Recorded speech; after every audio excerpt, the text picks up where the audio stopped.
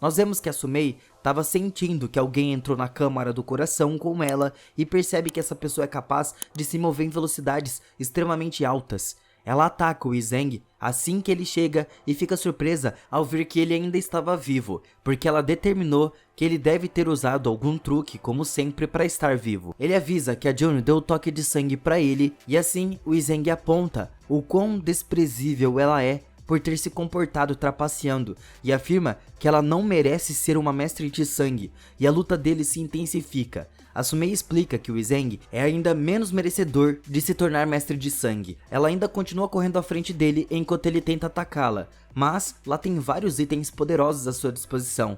Ela consegue bloquear vários dos seus ataques, mas eventualmente ele rompe tudo e invoca suas asas celestiais. Elas permitem que eles alcancem ela facilmente, e quando ele passa ela, ele explica que, em comparação com a sua velocidade, ela não tem chance. O Zheng instantaneamente a deixa para trás e ele fica surpreso quando ele finalmente entra na câmara do coração dos ancestrais de sangue. O lugar é um pouco estranho, mas ele faz o seu caminho mais fundo e está maravilhado com o que ele determina ser o cristal de sangue. Antes que ele possa alcançá-lo, a Sumei salta na frente dele e começa a pegar o cristal de sangue. Ao ver o Zheng se aproximar, ele tenta impedir ela de continuar com isso, e os dois entram em um impasse. Mas isso não dura muito, e os dois mais uma vez se encontram em uma luta. Os dois lutam por suas vidas e param por um momento, enquanto a Sumei se prepara para o seu ataque mais poderoso. O Bai se encontra congelado ao perceber que seu ataque é muito familiar e a reconhece como a espada voadora imortal usada uma vez pela sua amiga perdida há muito tempo Fei.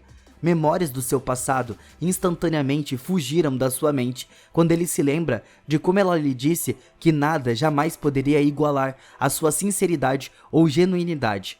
O Bai se recusa a acreditar que é a Fei. Quando o ataque dela se aproxima dele, ele o interrompe com a mão nua e crua. Ele exige saber onde ela aprendeu a técnica do fluxo espiritual, mas ela não tem ideia do que ele estava falando e se pergunta se ele enlouqueceu.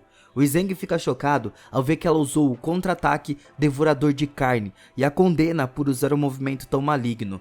Isso deixa muito claro para ele que a pessoa diante dele definitivamente não é Fei. O Zheng afirma que se ela quer tanto o sangue dele, então ele vai dar a ela. Ele forma várias espadas de sangue e a ataca com elas. As espadas acabaram apenas atingindo o teto e a Sumei aponta que o cristal de sangue parece estar reagindo. Ela se concentra no Zheng enquanto ele caminha até o cristal de sangue e uma voz do cristal dourado da Sumei instrui ela a matá-lo imediatamente. A Sumei usa o poder do cristal dourado para puxar o Zheng de volta e ele só se pergunta como a força dela pode ser tão forte assim. Ele contra-ataca com o seu poder, mas a Sumei usa uma técnica ainda mais forte que ela estava esperando para usar há um tempo. O Zheng afirma que a mão é ainda mais poderosa do que a alma da espada caída e mais aterrorizante. Ele tem certeza de que não pode parar os dois ataques de uma vez, mas determina que se ele receber o golpe do primeiro ataque para contra-atacar, ele poderá ter uma chance de sobreviver. É exatamente isso que ele faz. Para se aproximar da Sumei, ele usa sua técnica de bloqueio na garganta. A Sumei reconhece essa técnica instantaneamente, dizendo a ele que deve ser o Bai. Assim, nós vemos que a sua máscara foi destruída pela primeira vez por uma onda do seu ataque. O Bai é claramente capaz de ver o rosto agora e percebe que na verdade é Fei. Ele quebra o seu próprio pulso para parar o seu ataque. Ele não quer atacar ela de jeito nenhum, porque além dela ser uma das suas melhores amigas, ele também gosta muito dela, romanticamente falando. Eles até já se beijaram antes dela sumir, mas quando ele quebra o seu pulso, então o outro ataque também o atinge e faz o seu coração explodir. O Bai começa a morrer. Ela se pergunta como que as coisas acabaram assim. O Bai explica a ela que ele usou uma máscara para esconder a sua identidade e ela explica que sentiu como se ele estivesse ao seu lado esse tempo todo e deveria ter notado que era ele antes. Ele garante a ela que nada disso importa agora e ele explica que, depois de poder vê-la uma última vez, ele não se arrepende de mais nada. Ele pediu para ela não chorar porque demorou tanto só para vê-la de novo e cai nos seus braços. Ele diz para ela que não suporta ver ela chorar enquanto a sua vida começa a desaparecer. A Fei explica que ela não vai deixar nada acontecer com ele. A Fei começa a usar uma habilidade no Bai, mas a voz do Cristal de Ouro explica que os movimentos anteriores da Fei ultrapassaram os limites do seu corpo mortal e ela não deve gastar uma grande quantidade de energia espiritual de novo. O cristal determina que o Bai dificulta sua missão e tenta acertar um ataque fatal nele, mas a Fei se joga na frente dos ataques. A voz explica para ela não o desobedecer, mas ela explica que terá que se desculpar com o seu pai depois. A voz só se preocupa com a sua missão, mas ela não quer deixar nada acontecer com o Bai. A voz exclama que a voz nunca vai o perdoar. A Fei explica que o Bai é tudo o que ela quer agora. Ela quer que ele continue vivendo, nada mais importa para ela, mesmo que ela tenha que pagar um preço, ainda maior por isso. Ela decidiu salvá-lo. O disfarce da Sumei é completamente destruído e ela faz de tudo para salvar o Bai. Ela explica para ele que pensou que nunca mais haveria uma chance de vê-lo de novo na sua vida. Então ela não consegue entender como ele de alguma forma apareceu na sua vida de novo. O Bai nessa hora começou a acordar e ele implora a Fei para não fazer mais nada que seja tolo por conta dele. Ela se recusa a deixar ele morrer e continua o salvando, porque nós vemos que um pouco do seu sangue tocou no cristal. O cristal reage e entra pro corpo dele. A Fei percebe que ele não apenas restaurou seu coração, mas também se fundiu perfeitamente com o seu ser, quase como se estivesse voltando pro seu corpo original. O Bai acorda e estende a mão pra Fei. Ele estava esperando por ela há muito tempo. Ao descobrir que está sendo puxado, ele tenta o seu melhor para se segurar, mas não consegue resistir e explica a ela que o ancestral de sangue estava o convocando. Ele pede a ela que espere por ele e diz para ela não deixar para trás dessa vez. Os dois conseguiram se tocar por um momento, mas o Bai é levado embora quando ele mais uma vez pediu que ela esperasse por ele. Quando ele se foi, a Fei explica que ela não pode esperar por ele porque quanto mais ela ficar ao seu lado, mais perigo ele enfrentará. Por esse motivo, ela decidiu cortar todos os pensamentos dele e toca no seu ombro, que faz ela se esquecer. O Bai ao mesmo tempo pensa em como ele não pode deixar a Fei esperar muito. Ele esperava sair rapidamente e a voz se revela para ele para o parabenizar por conseguir o que desejava. Naquele momento o Bai tem um flashback do segundo round, onde ele se recusou a morrer e exclamou que também não queria que ninguém fosse obliterado pelo mundo.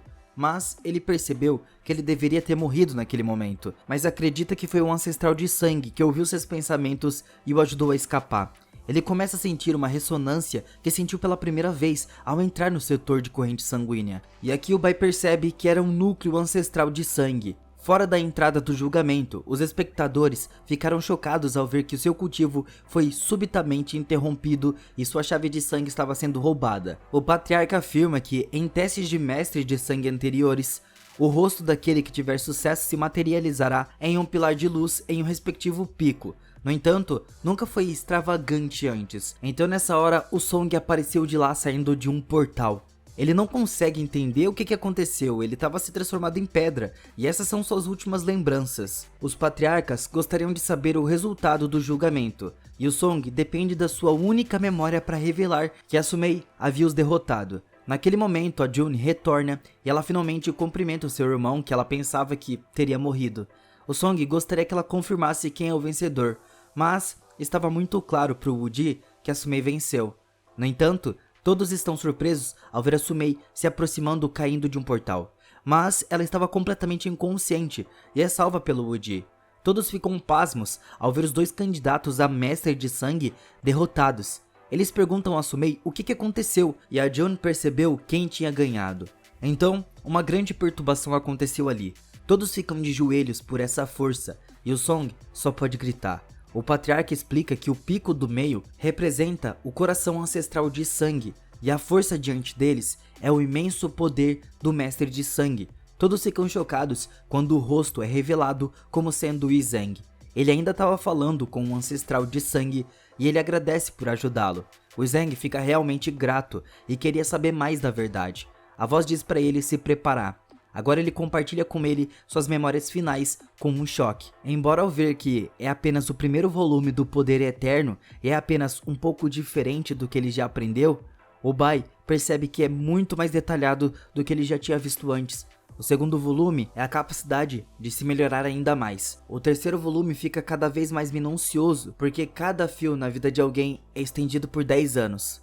Há um quarto volume também. Os Ossos Imortais é de força e resiliência para suportar um poder infinito, e o volume final é o poder supremo, que é o Sangue Eterno. Seguindo esses 5 volumes, a pele fornece uma defesa externa. A carne é feita de músculos indestrutíveis, que fornecem resistências aos ossos e fornecem uma firmeza à base. E o sangue de se tornarem a fonte para ver que ele realmente obteve um poder completo, e explica ao Buildmaster que agora ele entende a sua vontade.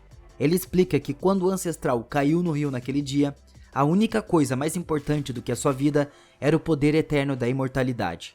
O Bai dá as boas-vindas ao Ancestral enquanto ele explica que ele estava pronto para aceitar a sua herança. O imenso poder começa a entrar no seu corpo e o Ancestral explica que, uma vez a mordida completa, o cultivo dos volumes imortais, com a capacidade de eliminá-lo nesse momento, será poucos e distantes. O ritual agora estava completo e ele explica que a consciência da herança ainda perdura. Chocantemente, o Bai é capaz de ver todos aqueles no setor de sangue, à vontade, e descobre que a Sumei foi instruída por seu pai a seguir ele em outro local. Mas o Bai ainda estava confuso. De alguma forma, ele é capaz de sentir todos do setor da corrente sanguínea, até mesmo todas as criaturas vivas.